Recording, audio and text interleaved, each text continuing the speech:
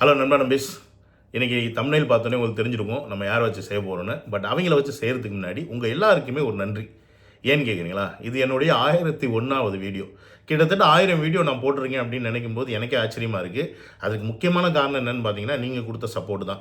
So இந்த support எதனால் கொடுத்தீங்க அப்படின்னு பார்த்தீங்கன்னா, தளபதி விஜய் அவருக்குனால. ஸோ என்னுடைய மிக மிக முக்கியமான ஒரு நன்றியை நான் தளபதி விஜய் அவருக்கு தான் தெரிவிக்கணும். ஏன்னா அவரை நான் தொட்டதுக்கப்புறமா தான் என்னோடய சேனல் நீங்கள் ஆதரிக்க ஆரம்பிச்சிங்க. ஸோ இன்றைக்கி கிட்டத்தட்ட ஒரு 25,000K வரைக்கும் வந்திருக்கேன். பட் இன்னும் 25,000K சப்ஸ்கிரைபர் தொடலை. அது ஒரு சின்ன டிசப்பாயின்மெண்ட் இருக்குது. ஏன்னா ஒரு 1000 வீடியோஸ்க்கு முன்னாடி ஒரு 25 சப்ஸ்கிரைபராவது வந்துடணும்னு நினச்சிக்கிட்டு இருந்தேன். பட் அன்ஃபார்ச்சுனேட்லி வரல. எனிஹோ 50K சப்ஸ்கிரைபரை இன்னும் ஒரு 50 வீடியோக்குள்ளே தொடரணும்னு ஆசைப்பட்றேன். அந்த ஆசையை நிறைவேற்ற வேண்டியது உங்களுடைய கடமை.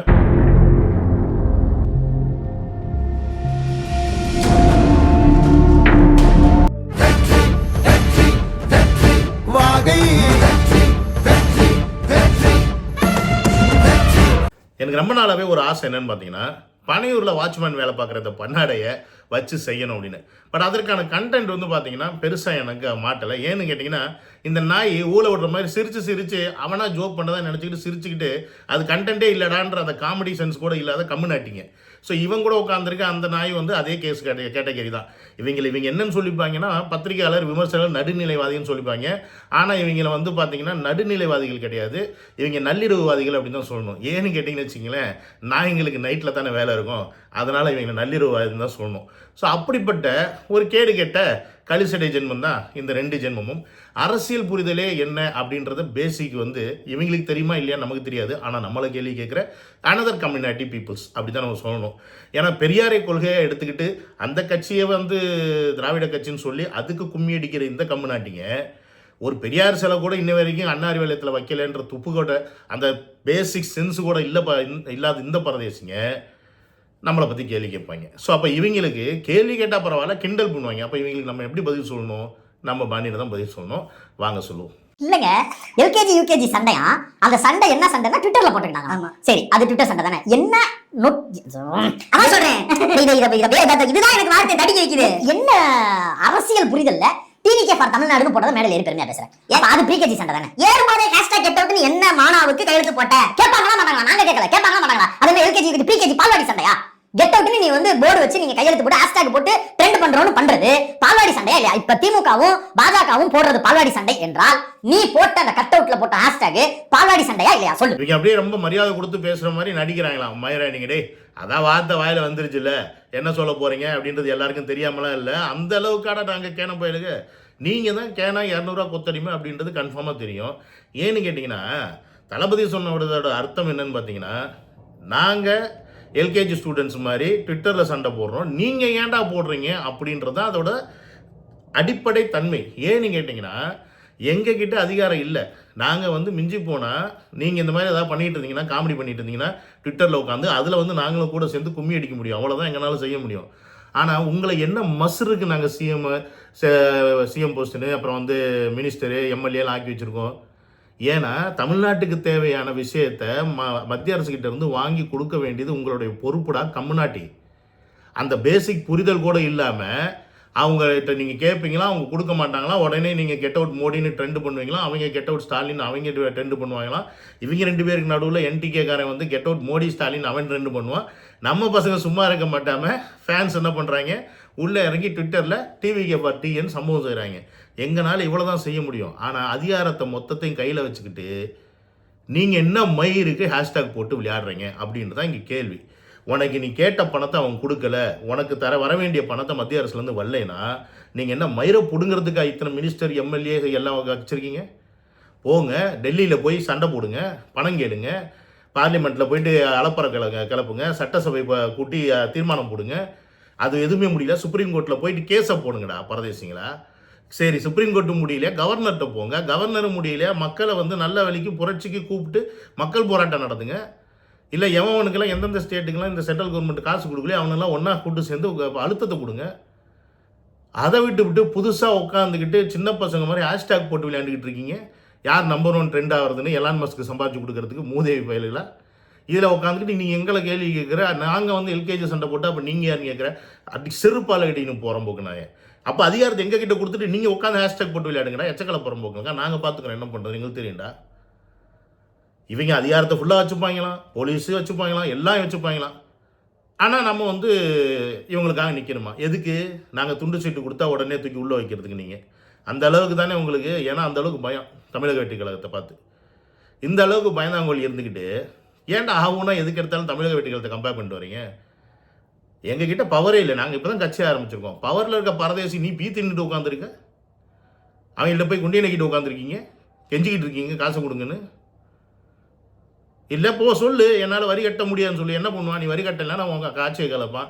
அடுத்தது 6 மாதத்தில் எலெக்ஷன் வச்சுதான்டா அவனுக்கு கம்முனாட்டிங்களா? மக்களுக்காக நீ நல்லது பண்ணால் மக்கள் திருப்பி உன்னை தேர்ந்தெடுக்க போகிறா. நீங்கள் சுரண்டுறதுக்குள்ள எல்லாம் இருக்கீங்க. ஆட்டையை போடுறதுக்கு மழைநீர் வெள்ளத்துக்கு 4000 கோடி கொடுத்தா நக்கிக்கிட்டு போச்சு. அதில் 4000 கோடியில் என்ன பண்ணிங்கன்னே தெரியாது. அவங்க அதுதானே கேள்வி கேட்குறாங்க. நான் கிட்டத்தட்ட 35,000 கோடி 43,000 கோடி நான் எஜுகேஷன் ஃபண்ட் கொடுத்துருக்கோமே, அந்த காசில் என்ன பண்ணீங்க, எங்கே செலவு பண்ணாங்கன்னு கேட்குறாங்களே. அதுக்கு பதில் சொல்லுங்கடா துப்பு கட்ட நாய்ங்களா. நீங்கள் இது எதுவுமே பண்ண மாட்டீங்க. ஏன்னா அத்தனை பேர் ஊழல்வாதீங்க. ஏதாவது ஒன்று பண்ணீங்கன்னா உங்கள் வீட்டில் ஈடியை போட்டுருவாங்க. நீங்கள் ஆட்டையை போடுறதுக்கு நாங்கள் தான் கிடைச்சோம்.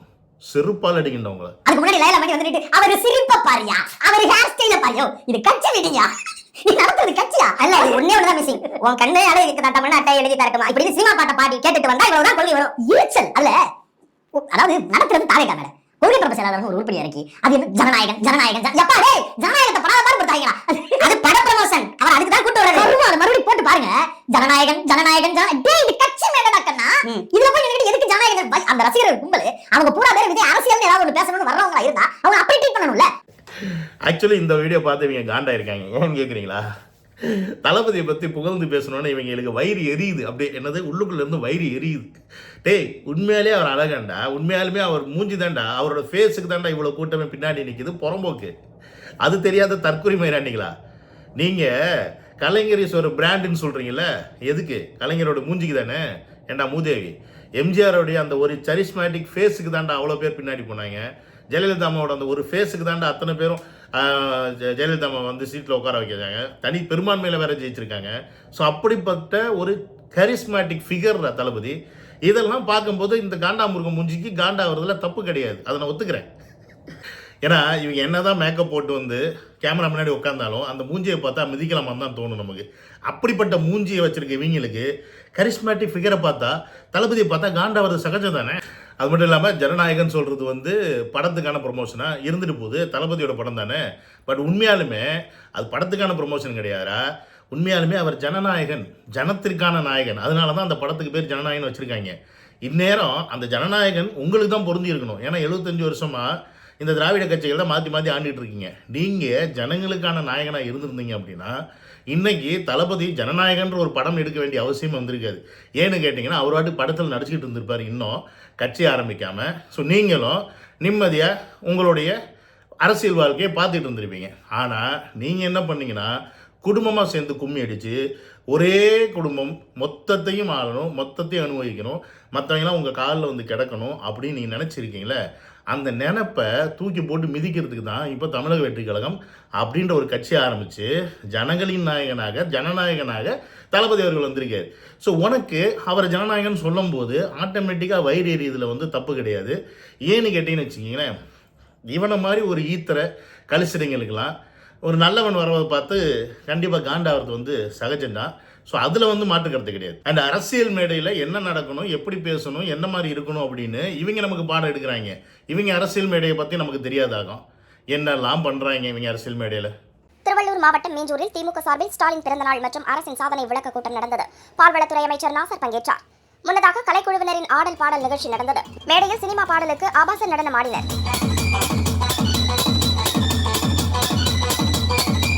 கூட்டத்திற்கு இலவச சேலை வாங்க வந்த பெண்கள் முகம் சுளித்தனர். வெளியேற முயன்ற அவர்களை திமுகவினர் சமரசம் செய்து அமர வைத்தனர். இதெல்லாம் தான் இவங்க அரசியல் மேடையில் நடக்கும். இதை செஞ்சோம்னா இதுதான் அரசியல் அப்படின்னு நம்ம வாட்டுக்கு உட்காந்து ஒரு 4 கருத்தை சொல்கிறது, 4 நல்ல விஷயத்தை பேசுறது, கட்சியோட தலைவரை தளபதியை ப்ரைஸ் பண்ணி பேசுறதுலாம் இவங்களுக்கு வந்து காண்டா வைத்தறிச்சலா தான் இருக்கும். வேற வழி. அப்புறம் சிஎம் போட்ட வீடியோ நீங்க ரொம்ப கட் பண்ணிடுச்சு போல. நான் கேட்குறேன் படத்தை பார்த்து அது ஆதரவு போச்சு. ஐயா நீங்க நல்ல உயரம் புரிஞ்சுக்கிறேன். பட் ஆனா கொஞ்சம் அறிவு வளர்ந்துருந்தா நல்லா இருக்குன்றது மட்டும் தான் என்னோட விருப்பம். இந்த சட்டை பேண்ட்டை சொல்றீங்கல்ல, இது வந்து உங்க ஒண்ணே வந்து அவரா டிசைன் பண்ணி எடுத்த சட்டைன்னு மட்டும் மனசாட்சியை தொட்டு நீங்க சொல்லணும். ஜெகன்மோகன் ரெட்டின்னு ஒருத்தர் இருக்கார், அவர் கட்சி ஆரம்பிக்கும் போது போட்ட சட்டை. டேய் கண்ணாடி போட்ட காண்டாம இருக்குங்களா, உங்ககிட்ட ஒரே ஒரு விஷயம் மட்டும் கேட்டுக்கிறேன்டா, தயவு செஞ்சு மட்டும் சிரிக்காதீங்கடா. எங்களால் பார்க்க முடியல. ஏன்னு கேட்டிங்கன்னா அவ்வளோ கேவலமாக இருக்கும் உங்கள் மூஞ்சிங்க பார்க்கும்போது. ஸோ தயவு செஞ்சு சிரிக்காமல் நீங்கள் வீடியோ போடுங்க, நம்ம அதை பார்த்து பதில் சொல்லிக்கிறோம். அப்புறம் கம்மிங் டு த பாயிண்ட்டு, தளபதி வந்து ஜெகன் மட்டியை பார்த்து காப்பி அடிச்சிருக்காரு. ஏன்னா ஸ்டாலின் வந்து இப்போ இவரை பார்த்து காப்பி அடிச்சிட்டாரு, ட்ரெஸ்ஸு கூட காப்பி அடிச்சிட்டாரு அப்படின்னு சொன்னனால உடனே ஜெகன்மோகன் ரெட்டியை பார்த்து காப்பி அடிச்சார். நான் என்ன கேள்வி கேட்குறேன், ஜெகன்மோகன் ரெட்டியை ஃபாலோ பண்ணாருன்னு வச்சுக்க தளபதி, இப்போ என்ன மயிருக்கு தளபதியை ஃபாலோ பண்ணுறாரு உங்கள் ஆள்? அதுதான் இங்கே கேள்வி. முன்னாடியே போட்டுருக்க வேண்டியதானே, முன்னாடியே போட்டு இவர் மாதிரி இப்போ உட்காந்து ஸ்டைலாக நம்ம தளபதி சர்க்காரில் உட்காந்துருப்பாரு, அந்த மாதிரி உட்காந்துக்கிட்டு ஸ்டைலாக ஃபோட்டோ கொடுக்குறது, இந்த போஸ்ட்லாம் ஏன் இப்போ கொடுத்துக்கிட்டு இருக்காரு? ஒரு வருஷம் தமிழக வெற்றிக்கழகம் கட்சி ஆரம்பிக்கிறதுக்கு முன்னாடி என்ன பண்ணிட்டாரு? கண்ணு கூட்டா இருந்துச்சு அவருக்கு, கண்ணு தெரிஞ்சு தான் இருந்துச்சு, கம்முன்னாட்டிங்களா? அப்போ போட்டிருக்க வேண்டியதானே, அந்த பேண்ட் ஷர்ட்டை போட்டு வந்திருக்க வேண்டியதானே. அப்போ நீங்கள் வேஷ்டி சட்டையில் தெரிஞ்சவங்க இன்றைக்கி ஏன்டா திடீர்னு பேண்ட் சட்டை போட்டு திட்டீங்க? டேய், பேண்ட் சட்டை போட்டால் யூத்தா மாறிடுவீங்களாடா? அப்பான்னு செயலி வேறு ஆரம்பிச்சு தப்பாக போய்கிட்டு இருக்குடா. வரவன் போகிறவங்களாம் அப்பா கிட்ட வந்து பங்கு கேட்டுட்டு இருக்காங்க, அருவாலயத்தில் எனக்கு கொஞ்சம் கொடுங்கன்னு. போலீஸ்காரன் பிடிச்சா எங்கள் அப்பா யார் தெரியுமா, சிஎம்னு சொல்கிறாங்க. அந்த அளவுக்கு உங்கள் நிலமை இருக்குது. நீங்கள் என்னடானா இதை கூட கம்பேரிசன் பண்ணிட்டு இருக்கீங்க. சரி, ஆதவர்ஜனாவுக்கு அறிவில்லை தான், ஆளால் வளர்ந்த அளவுக்கு அப்படி நீ இப்போ சொல்கிறீல்ல, என்ன மயிருக்கு அப்புறம் 4 வருஷமாக அவரை பிடிச்சிக்கிட்டு உருவிக்கிட்டு இருந்தீங்க அப்படின்னு தான் கேள்வி. அவர் கொடுத்த 560 கோடி, அவங்க மாமனார்ட்டேருந்து வந்த 560 கோடி ரூபா எங்கே போச்சு? எடுத்து சொருகிட்டீங்களா பின்னாடி? ஏன்டா பரதேசிங்களா? காசு வாங்கும்போது, கை நீட்டி காசு வாங்கும்போது, காலை பிடிச்சி நக்கும்போது உங்களுக்கு சுகமாக இருக்கும். ஆனால் அதே ஒருத்தர் உங்களோட கொள்கையை எதிர்த்து, உங்கள் குடும்ப ஆட்சியை எதிர்த்து, உங்கள் மன்னராட்சியை எடுத்து, நீங்கள் பண்ணுற ஊழலை எதிர்த்து வேற ஒரு நல்ல கட்சியில் வந்து இதெல்லாம் செய்யாத ஒரு தலைவரை நோக்கி வந்தால் உங்களுக்கு வைத்தறிச்சுது வரத்தானே செய்யும். ஐயையோ நம்மக்கிட்ட இருக்கிற எல்லாத்தையும் கொண்டு போய் அந்த ஆதவர்ஜனை அங்கே சொல்லிட்டாருன்னா நமக்கு ஆப்பு வச்சிடாவிலே தளபதி அப்படின்னு அதுக்கு தாண்டா கொண்டு போயிருக்கிறாரு. அதுக்கு தாண்டா உங்ககிட்ட இருந்து ஸ்ட்ராட்டஜிஸ்டாக பிரசாந்த் கிஷோர் இருந்தார்ல, அவரையும் கொண்டு போய் வச்சிருக்காரு. நீங்கள் யாரெல்லாம் அவனை 2021 வச்சு ஜெயிச்சிங்களோ அவங்க எல்லாத்தையும் இன்னைக்கு தளபதி கொண்டு போய் வச்சு உங்களை செய்கைன்னு செஞ்சிட்டு இருக்காரு. இன்னும் அவர் பேசவே ஆரம்பிக்கல, அதுக்குள்ளேயும் இவ்வளோ பணாத்துறீங்க, இவ்வளோ பயப்படுறீங்கடா. அவர் பேச ஆரம்பித்தா என்னடா பண்ணுவீங்க? சத்தியமாக சொல்கிறேன், அவங்க பேச ஆரம்பித்தாருன்னா நீங்கள்லாம் நாண்டுக்கிட்டு செத்துருவீங்க. ஏன்னு வச்சுக்க, அவர்கிட்ட வந்து நீங்கள் ஒன்றுமே பண்ண முடியாது. அவர்கிட்ட வந்து நீங்கள் ஈடி ஏடி ஓடி எதுவும் பண்ண முடியாது. அவர் வந்து க்ளீன் ஸ்லேட்டாக இருக்கிறாரா, கம்முன்னாட்டிங்களா? ஆனால் நீங்கள் உங்களுடைய ஊழல் லொட்டு லொசுக்குன்னு எல்லாத்தையும் ஒன்று ஒன்றா எடுத்து வைக்கும்போது அன்னைக்கு ரீடி உங்களுக்கு ஆப்பு எல்லாம் நடக்கும். அன்னைக்கு சிரிங்கடா இந்த காண்டாமிருக வாயனுங்களா, அன்னைக்கு சிரிங்க, எல்லாம் எடுத்து வாயிலே விடுவாங்க. எனிவே கைஸ், 1001வது வீடியோவில் இவங்கள வச்சு செஞ்சதில் நான் ரொம்ப ஹாப்பி. நீங்கள் உண்மையாலுமே ஹாப்பியாக ஆயிருந்தீங்க அப்படின்னா, இவங்கள வச்சு செஞ்சதுக்கு நீங்கள் ரொம்பவே சந்தோஷப்பட்டிருந்தீங்க அப்படின்னா, நீங்கள் செய்ய வேண்டிய விஷயம் என்ன அப்படின்றது உங்களுக்கு நல்லாவே தெரியும். ஏன்னா இந்த வீடியோவை நீங்கள் எந்த அளவுக்கு ஷேர் பண்ணுறீங்களோ, எந்த அளவுக்கு லைக் பண்ணுறீங்களோ அந்த அளவுக்கு எல்லாருக்கிட்டையும் போய் சேரும் அப்படின்றத நான் மறந்தாலும் நீங்கள் மறக்காதீங்க.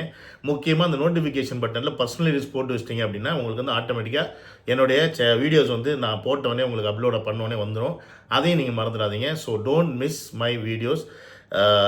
கண்டினியூவாக வாட்ச் பண்ணுங்கள். நேற்று போட்ட வீடியோவுக்கும் ரொம்ப சப்போர்ட் கொடுத்துருந்தீங்க.